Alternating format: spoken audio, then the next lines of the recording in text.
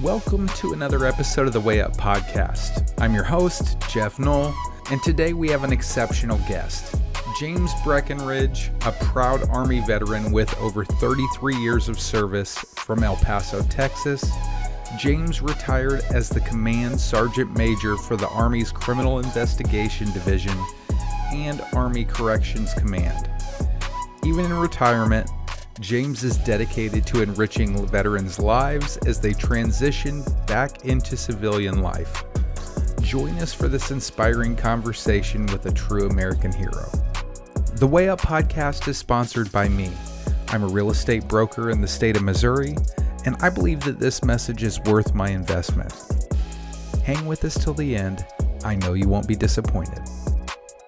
So I am extremely excited to have an opportunity to have my friend James Breckinridge on the show. I've gotten to know him really over the last year and a half, just kind of getting involved with him because he was working with a lender. But James, thank you so much for coming on. I really appreciate you. Well, thank you very much for having me on. It's a pretty huge honor for me to be on your podcast. I've watched many of your shows already, and I just think that the message that you do each and every time is amazing, and I'm just honored to be here. So thanks for having me. I appreciate that. So tell us a little bit about yourself. We're going to get deep in the weeds in your story of how you became what you're doing right now, but I want to hear just a little bit about yourself, of what you're doing, where you're from, who are you? Yeah, absolutely. That's a great question, and I absolutely love answering that question. So I am a 33-year Army veteran and now work for Norwich University. But prior to that, I was born in El Paso, Texas, back a few years ago. Excuse me. I was an Army brat. My father served in the military, and that's why we were stationed at Fort Bliss. So that's hence why we were at El Paso. Born there, raised there most of my life as we traveled a little bit, and then eventually ended up back at Bliss, home of the air defense. It's kind of hard not to go anywhere else when you're did what my dad did. So anyway, graduated from there. Did a lot of cool things while I was there. Like I'm talking about, like the JRTC program, which is my foundation. I truly believe, and I harp at that everywhere I go. The JRTC program in Irvin High School was probably the foundation that put me on the path that I took. And it was a kind of funny story, and I'll be really quick about it. But when I was in the 9th grade, just entering high school, I got my schedule, and my schedule had JRTC on it. And I had not originally signed up for it. I wanted gym class, right? An easy A. And I went to the counselor, and I was like, what is this JRTC stuff? I'm not doing no pickle suit, right? You know, the back of the old OD green dress uniforms. And even though my father had served in the military, excuse me, it wasn't something that I really knew I wanted to do just yet. I didn't know what I wanted to do, I guess, at 9th grade. But anyway, and I said, I don't want to do this. I want to do gym class. And the counselor said, listen, she goes, I'll make you a deal. You try JRTC for 2 weeks. If you don't like it after 2 weeks, come back and see me. I'll put you in gym class. And I said, oh, that's deal. I can do that. 2 weeks. That's nothing. And next thing you know, 2 weeks later, I went back to her and said, nope, don't change me out. I love it. It's actually the best thing. And I fell in love with it. Did all 4 years. And then, of course, joined the military right after high school. And the reason why is, you know, my mentor, Command Sergeant Major retired Curlis, who was an Army instructor. He was a retired Command Sergeant Major. He was an Armor Sergeant Major, and he was just one of the coolest dudes ever. And he became my mentor. He didn't know that, but to this day, he's still alive, and I still talk to him all the time. And I thank him all the time for the life lessons that he gave me, because, you know, mom and dad can only do so much, you know, of the mentoring, right? But really, at the end of the day, you got to have that outside mentor. And to this day, I think mentorship is extremely important. They're picked, they're not chosen. And I had chosen Sergeant Major Curlis, and to this day, I consider him my mentor. So anyway, went off to join the Army. Of course, during that time frame, met my beautiful wife. I had a beautiful daughter named Sydney, and did a wonderful career of 33 years. traveled all over the world, enjoyed being a military police soldier, very proud of it, and just really enjoyed my time and the benefits of being in the military, to where I am to the today. I mean, with my GI Bill, giving it to my daughter, my pension, many other great things. It was definitely well worth it for me in the long run. Can't believe it was 33 years. It went by so fast, and still amazes me that I'm not in the military no more. But my future now, as you know, Golf, I'm here in St. Robert. Wanted to get back into the community. One of the things when I retired, I got back here and moved back. The first thing I did was dive into the community, and I did signed up for a bunch of opportunities to be engaged with organizations from the VFW, Retiree Council, the Chamber of Commerce, etc. And of course, the big one, my favorite, AUSA. Not that it's any better than any other ones. I just know that they give back, really tenfold to the community and to the military. But so I really dived into that and did a lot of work with that, and dabbled around a little bit, worked for a local company here for a while who gave me the opportunity to continue to give back to the community. And then the opportunity, my dream job, of course, was to work for Norwich University. I was always a huge fan of education when I was in the military. I always talked to my soldiers, my NCOs, officers, and trying to get them educated, making sure they take advantage of their benefits every year. Because many people don't know this, but the Army gives their soldiers, their NCOs, $4,000 a year for college tuition. And so I tell them, don't waste it. But it was more than that. It was really more so about curriculum of articulation. And one of my big things that I'm very proud of that I was able to do while I served here at Fort Leonard Wood as the Regimental Sergeant Major and the MISCO Fort Leonard Wood Sergeant Major was working with universities to articulate military training, to give soldiers credit for the things that they were doing in the military and the training that they were receiving. And so we did a lot of that. And so basically that's what I do now. I just do it in the civilian sector. I'm able to take military training, articulate it, and make sure that our soldiers are getting the proper credit for their training and their experience in the military. And it's been working out really well. We have a lot of great initiatives that we're working on here at Norwich. And so I'm just very proud. But anyway, that's pretty much me in a nutshell. I hope that is what you were kind of looking for. No, that was great. And I just about interrupted you like 4 times because there was different things that you said that I was like, I want to get in on that. So okay, well, let's go. When you were in is it JROTC? Is that what? Yes. Okay. Yes. So when you were in that, you said that you loved it within the first 2 weeks. What do you think it was about that you loved? Was it the challenge, the structure? Okay. Structure. Yeah. Now there was a little bit of the challenge piece of it, but it was the structure. It was, they immediately put us in certain areas, and I'll never forget this one story. And I'm still friends with her to this day. Her name is Melissa Linton, but we were competing for a position. I don't know, like team leader or squad leader or whatever the position was. And so we had to go outside and do facing movements, left face, right face. And the first person that messed up was out, and the person that was there won. And so, of course, that was my first level of competition. And it was those things, but it was the structure, I think, that I fell in love with it. And it was the compassion, the camaraderie. Sergeant Major Curlis was there, right? And he just took us all in and treated us with dignity, respect, and just made it feel like home. And it's amazing. And it's a true story. After 2 weeks, I was like, no, I'm staying. I'm doing this. And ended up doing it for 4 years. That's awesome. When you were a kid, did you always have a mentality of you were trying to do the best always? Were you always kind of like you excelled in the things that you were part of, or were you mediocre, average?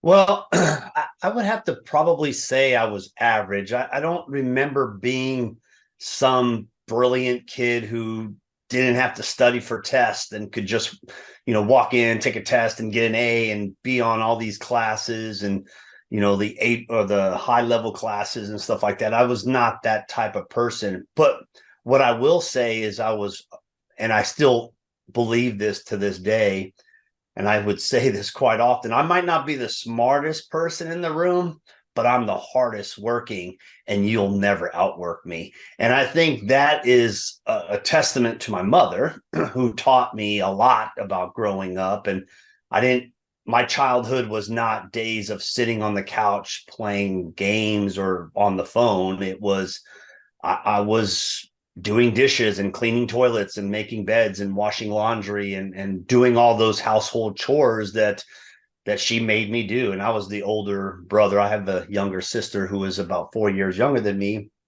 But so I was responsible for that, cooking too as well. And so how old did you start having these responsibilities as a kid?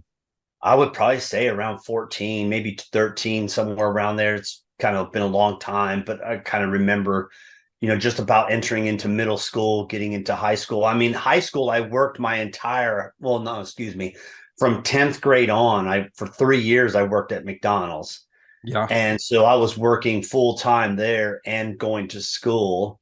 And whenever I had free time, I was working. When my buddies were out partying at the Friday night football game, and partying afterwards, I was running the drive-through. So I think that's where my work ethic comes from, is that it was, if you wanted something, you had to go out and earn it. Like my mother told me, she wasn't going to buy me a single thing for college for high school graduation. So my high school ring and cap and gown and everything, I had to buy it myself. That hits with me too. I had a very similar childhood as far as that goes. Of whenever I was 14 and old enough to get a job, I got my first real job. I'd go work with my dad. He was a preacher, but he also did roofing jobs. We have family members that owned roofing companies. Yeah. And I'd go hammer nails out of boards, and I would drag shingles and, pick up trash and stuff on the site to get $5 a day as a kid. Child labor laws were not a thing for your children if they're your kids, I think, which is some crap. But it did. If I wanted something, I had to buy it. I had a cell phone when I was 14 years old that I paid for the phone. I paid for my monthly payment. When I got my first car, I paid for it. I had all these things. And I remember being a kid and thinking, I had friends that were in school that got this stuff given to them. Their parents gave them a car. And I thought it was unfair at the time that I was the kid that was having to do all of this stuff. I look back, I am so thankful that I had that, as I had to work for it. Yep. I grew up, and I think some of the mistakes that I made parenting was wanting my son to have everything that I didn't have growing up. So he had a race car bed whenever he was a little kid, because I always wanted one and I never had one. So I got him one. Sure, I got it at a garage sale. Sure, it is what it is. But I wanted to make sure that he had all these things that I didn't get to experience. And some of that, I feel like, was doing him a disservice of just providing him things without creating that work ethic and creating the idea that if you want something bad enough, you've got to put in the effort to get it. Yeah, absolutely. And I don't think it's a mistake. I mean, I did the same thing. And I think all it is we just want something better for our kids than what we had it. Right. I mean, well, I struggled as a young kid growing up, and that's a whole nother story, but we just want something better for our kids. And so sometimes we tend to do those things. I'm just saying, I feel like I did a disservice to him. Yeah. From not instilling that in him at a super early age, because now he's 14 and we make him do chores and stuff. And I can see on his face that he feels as though it's punishment sometimes. Although yeah. I'm seeing him start to click, and he's like, okay, I know that this is this will be good for me, but we're met with obstinance often with that. Do you remember when you were a kid, how did you approach? You said you had all the chores. I know I met my parents with obstinance when they asked me to do stuff sometimes. Absolutely. I think that's a natural. I don't want to empty the dishwasher. Yeah. No. I think it's just a natural reaction for kids to think that they don't have to do that. So that's adult stuff and they don't have to do that. So right. I think every kid goes through that, but I think it's the life lessons that will teach them, and it might not be on doing laundry, could be something else, but it's those things that we instill in them that are quite important, I think. So, Well, it's that little details matter. Little things do actually make a difference. absolutely agreed 100%. Yeah. So another thing that you touched on that I almost like, hey, stop. Yeah, yeah. Because you said that when you got out of the military, you made an effort to get very involved in the community. And I witnessed this. I actually think about you often.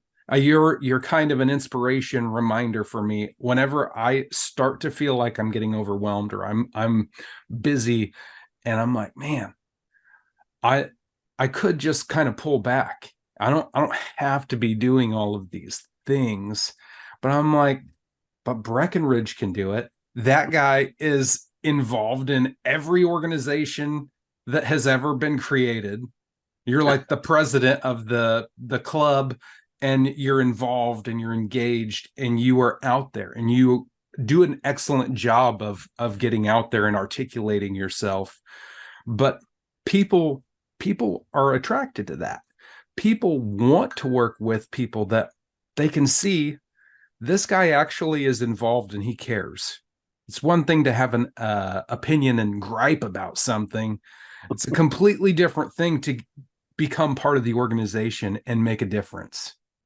So I just wanted to chime in and be like, hey, no, this guy really is an example of getting involved. And I can look back from, I'm paying attention to the people around me that are winning, and I'm trying to replicate that. And something I see is get involved, do things. So I've been adopting it, and I can tell you it works. You start to make connections with people. You Right. you get in the right room with the right person at the right time. You create those opportunities that people are sitting around in their living room in their underwear waiting for. It doesn't happen that way. You've got to get out there and you've got to do things. Amen to that. Absolutely. That look, networking is the key to everything. Who you know is extremely important. And so real quick, to go back to your statement about giving back to the community and why. I will say this. When I was in the military, I'm going to just use my last my 4 years that I was stationed here at Fort Leonard Wood, right? Two significant jobs, right? Regimental Sergeant Major, and then of course the Post Sergeant Major for 2 years. In both of those jobs, extremely busy. Like I'm not even going to try to figure out how many hours a week that I was working, but it was a lot.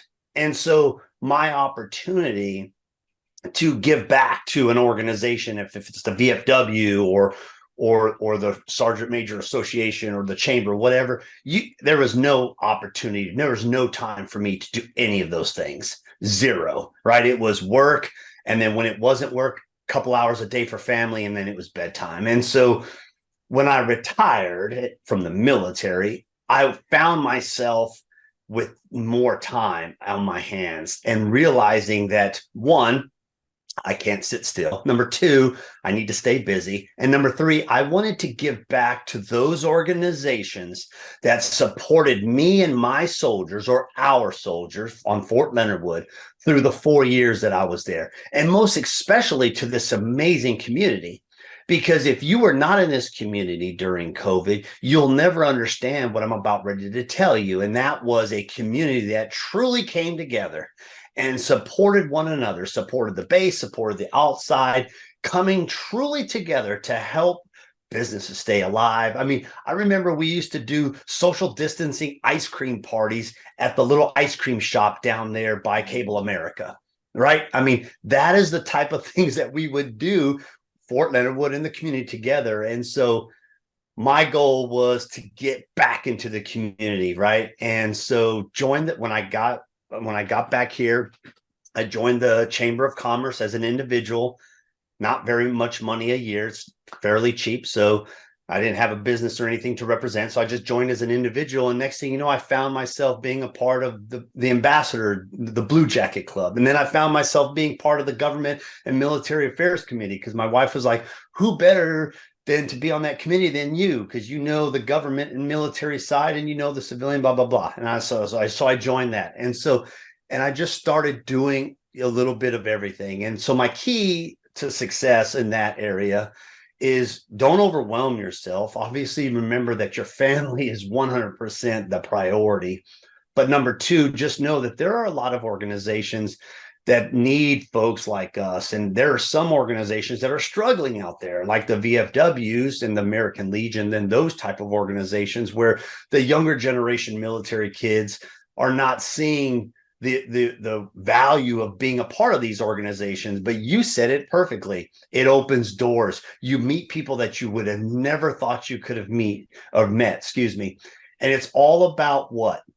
Getting out of your comfort zone, right? Yeah. You have to get out of your comfort zone and go do something and just be a part of something, and start small, if nothing else.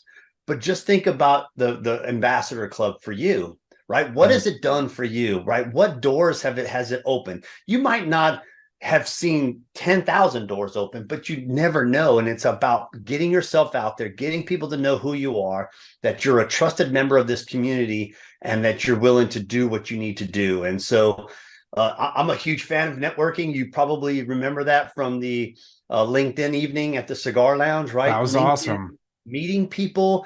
And then it's not just about going to an event. If you know somebody that is either prominent or if maybe not, even not prominent, and you have some other friends that just walked in the door, it's your job to introduce those people to other folks. That way, everybody in the room knows everybody, because not everybody could walk into a room and own it, right? Some Right. people need a little bit of help. And we cannot be the ones to allow someone to walk in and feel awkward and they sit in the corner and nobody talks to them. And they're Right. like, see, I told you it was a waste of time. No one wants to talk to me, or I didn't make no friends. This was a complete waste of time. And they leave and they never come back to any of those events. It's our job, those that are in the job, or not in the job, but are in the organization doing those things, is to say, hey, good to see you. Come over here. Let me introduce you to some of my friends, and blah, blah, blah. And next thing you know, they've made friends and they're like, holy cow, this was the best event ever. And I'm coming back again. Yeah, I feel like I take ownership in that really well. At least that feels like it's part of my job as a real estate agent. Whenever people are moving in from other places, I want to connect them to the community. It's more than just let's get you a house, because a lot of people, especially in the Fort Leonard Wood area, they're coming in and they may know somebody that they've worked with at another duty station. They may know somebody. If they're lucky, they have somebody that they know. Beyond that, they don't know anything about the area. They don't know. So I'm like, okay, what do you do? Housewife that sits at home. What is your hobbies? Who can I connect you with?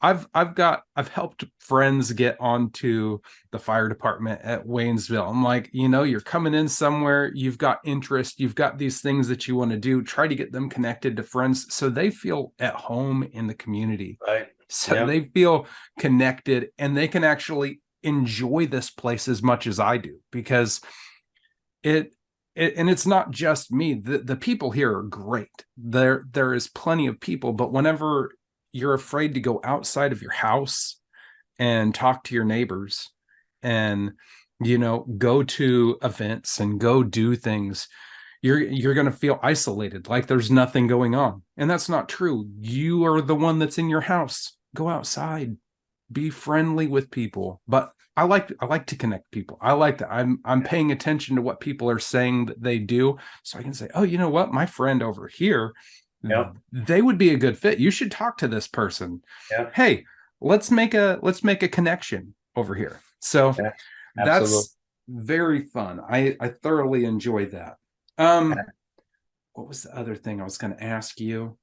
Well, while you're thinking of that, I'm going to make a quick statement. Yeah. So many people say, and this is one of the things I dislike, is people say, oh, there's nothing to do in this area.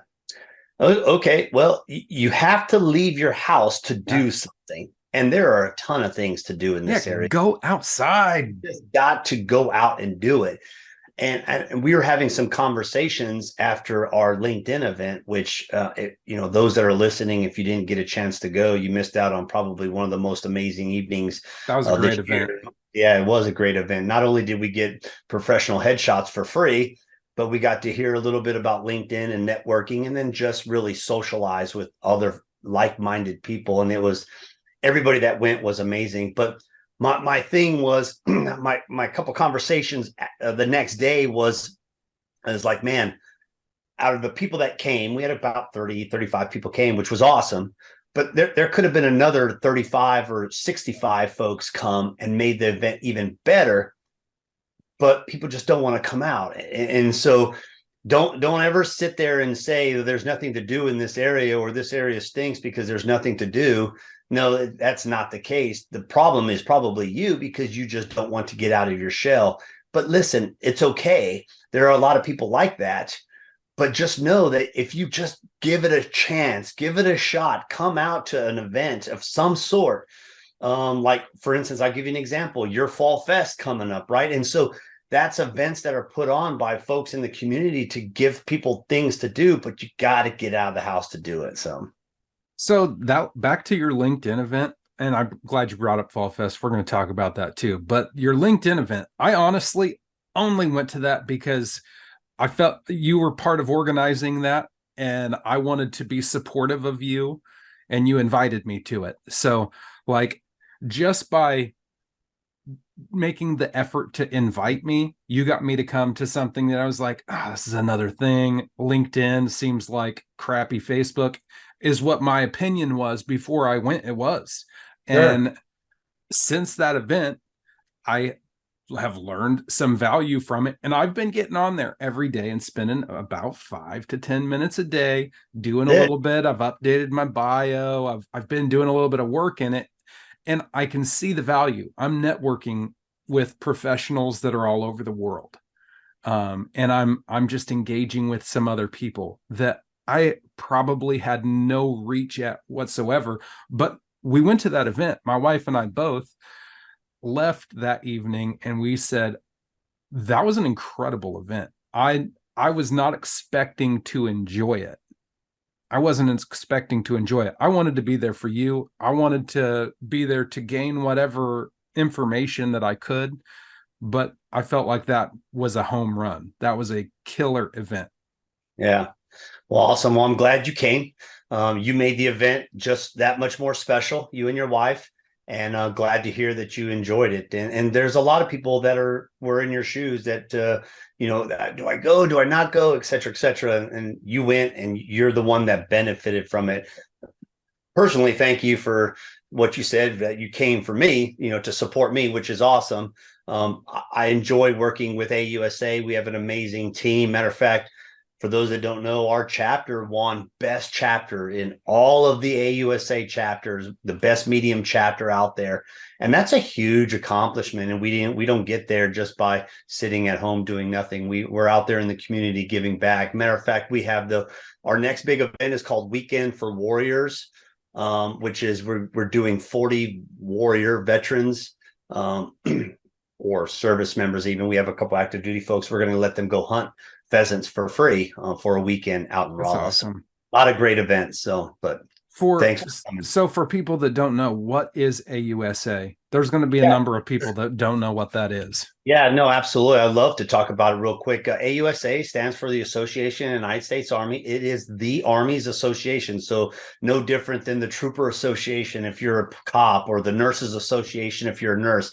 This is our association for the United States Army. And here's the benefit of it. You don't have to be in the military or have served in the military to be a part of AUSA. You can be a civilian and still join AUSA, because it's not a military organization. It's an association for our Army, who advocates for our Army, especially on Congress and Capitol Hill, et cetera, et cetera. But the most important piece of this whole thing is they have opportunities for anybody to become a member. And if you become a member, there's different plans. And one of my favorite is, and I tell people, we have a free 2-year basic membership. And so you want to know what AUSA does? You want to kind of get a taste of it before you start paying, $40 for 3 years. Cause I think it's $45 for a 3-year membership for the premium version. but we have a free 2-year basic membership. And what that means is you can be a member for free for 2 years and try it out and see if you like it, if you want to be a paid member. I'm a lifetime member. I've been a lifetime member for quite a while now. I believe in the organization. I believe what it does. And, there's chapters all across the United States. And really what we do, our focus of our chapter is really to give back to the community.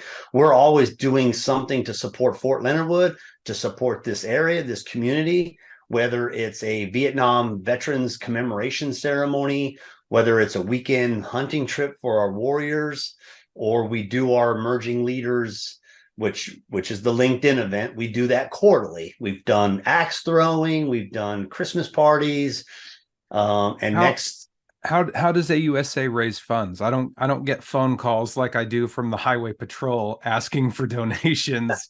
How do you guys raise money? Yeah, well, AUSA, I'm gonna speak specifically just for my chapter, because obviously I've never worked at national up in DC, so I don't know. And I say work, it's all volunteer. All of us are volunteers in our AUSA chapter. Nobody gets paid for what we do. It's completely volunteer. I am the vice president for memberships and retention. So my focus is to sign folks up, especially for the free 2-year basic membership, which if anybody's interested that's listening, you can find me on social media and send me your name and email. I'll drop a link in so people can reach you too. Okay. Yeah, absolutely. I'm all over social media. If you can't find me, then you need, you're not looking good, because I'm everywhere. But my point is in our local chapter, we generate funds through varied ways. And so I'll give you a great example of one way that we generate funds and we ultimately turn around and give back to the community. So every year we host our annual golf tournament on Fort Leonard Wood, the AUSA annual golf tournament. And we raise money from that golf tournament, not just from the golfers, but we have businesses that sponsor the hole-in-one, and we have sponsors that will give money for this. And so we take all that money in, and it's not a ton of money, but it's enough money that last year we gave 11 $500 scholarships to local community children in this area.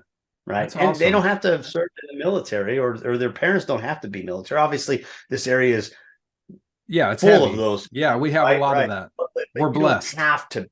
Yeah, you don't have to be, is my point. And so there's ways to go around that. But anyway, so again, we did the fundraiser this year for the golf tournament, and I think we raised more money this year than we did last year. So I think we're going to be able to do either more or give more money per kid.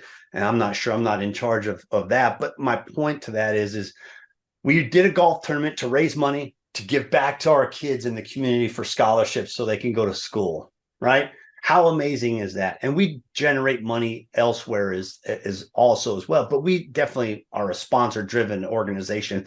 For example, when we did the LinkedIn event at the Cigar Office and Lounge here in St. Robert, the office manager, the business, he let us use the place for free, right? Normally he would charge an organization so much money to use it, but he saw the benefit. And then of course we compensated him with other things like, buying drinks from him and buying food truck, right? Then we had 2 ladies who donated their time to do the headshots and do the professional photography. So we had that. And then we had a United Benefits Agency, which is a local company here that helps veterans with their VA disability claim. They are the ones that sponsored Matthew Quick to fly in. I think he lives in Virginia. They flew him in to be our guest speaker on LinkedIn and networking and stuff like that. And we were able to utilize him at multiple locations throughout that day. So he wasn't just coming for that event. So he did much more than just that. But so we rely on a lot of businesses and companies in the area also to sponsor events to help us get our messaging across. That's awesome, man. Yeah. Well, so we're down to about 5 minutes. I wanted to see if you have anything that you want to leave us with. What thought of value can you leave on the listeners today? Yeah. Listen, so I always said this when I was in the military, right? And, leadership takes different avenues. And you don't have to be a leader just to be in charge. You could be a leader of an organization or a section or a group of folks or whatever the case may be. And you necessarily don't have to be in charge. For example, I was telling one of my organizations that I volunteer for, they're like, oh, we need to do this for you. And I was like, look, I'm the treasurer. Doesn't mean I can't still help. I don't have to be in charge to be a helper. I'm going to still be involved in the organization just as much as I would if I was in charge of the whole organization. And so my point to everybody is this. Remember, leadership is not about having people believe you, right? Because as a leader, you're going to be out there and they're like, oh, okay, I believe him because he's a leader, whatever. No, leadership is about people believing in you. If they believe in you, and how do you get that, right? How do you get people to believe in you as a person? You get that through trust. And how do you get trust? Trust takes time. You got to get out there. You got to prove yourself that you're one of the ones that have great intentions and you're doing the right thing, etc. You build that trust with people. Then you get people to believe in you. And when you get people to believe in you, and especially I used to say this with my soldiers, if you're a leader and you get your soldiers to believe in you and not just believe you because you're the leader, man, those soldiers will follow you to the end of the earth, right? Yeah. And so I would just say to all those listening, if you're a leader in your community or leader in your organization, whatever the case may be, lead with compassion, lead with dignity, build trust. And once you build trust, those around you will believe in you and follow you till the end of the earth. And so I leave you with that message. And lastly, I'll just say, you know, our society is changing ever so much. And I would just say that in your small sphere of influence, in your small pocket of community, however you want to define that, is let's just treat everybody with dignity and respect, right? Let's stop the back and forth of blue and red and all that other stuff. Let's just focus on ourselves, our families, our community. One of the big reasons is everybody will ask me, well, why did you choose St. Robert to live in, right? I was in DC. That's where my last job was. I could have stayed there, or I could have went pretty much anywhere in the United States or in the world for that matter. And we chose St. Robert. And I'm going to leave it with this. And the reason why is the people.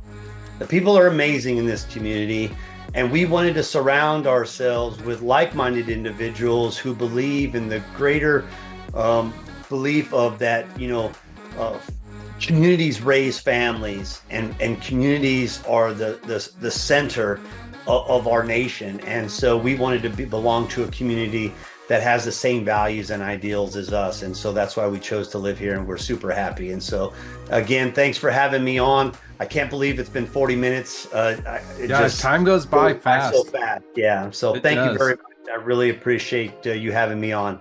Absolutely. Thanks for coming on, brother. I appreciate you.